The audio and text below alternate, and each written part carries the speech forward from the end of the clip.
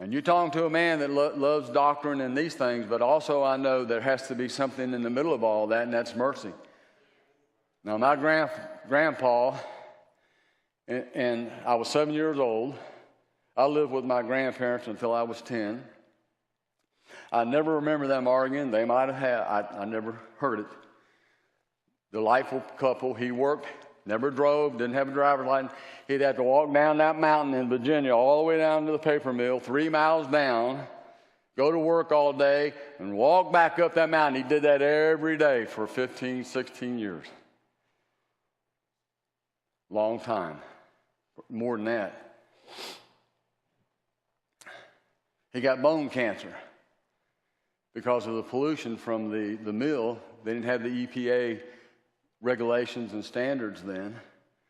And he laid in a hospital bed in the living room as I was a little tight running around, and I could hear him moaning and groaning because he had bone cancer. They didn't have the medicines they had back then, and if he just moved his arm a little bit, he would be in excruciating pain. And my grandpa, he finally decided to give his heart to the Lord. So we asked for a local minister to come and baptize him, led him into confession, but he was insistent on him being dipped in a bathtub. Are y'all following me? So my 2 uncles, who to this day have had problems with God because of this incident, and they picked up my grandpa while he's screaming and withering with pain to go in, put him in a bathtub so this minister could dunk him and make it official according to that doctrine. And when he did that, he also, this is what really hurt my 2 uncles and my mother. They told him to shut up. I have an appointment to go to, and I got to get there. And I'm not going to listen to you scream and yell.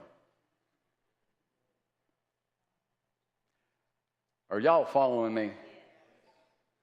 He could have laid right there in that bed and been saved, and they could put a little water on his head or whatever. It's the heart. And their mercy could be shown, even by the church.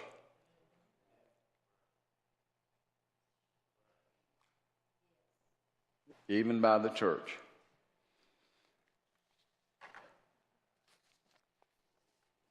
I want mercy. How about you?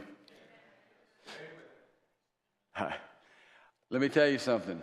I have not arrived. Let me give you a revelation for yourself in case you don't know. You have not arrived either. But by loving one another and having mercy toward one another and exhorting one another in God's Word and getting in this Word so that we can be developed and completed, then we can change, and I guarantee you, your life will never be the same. It's impossible to get in His Word and in His presence, get revelation, and not fundamentally change. Whatever it is that might be there. It's impossible because it's alive, and in it is mercy. You get a revelation that's always wrapped with some mercy. Aren't we glad of that?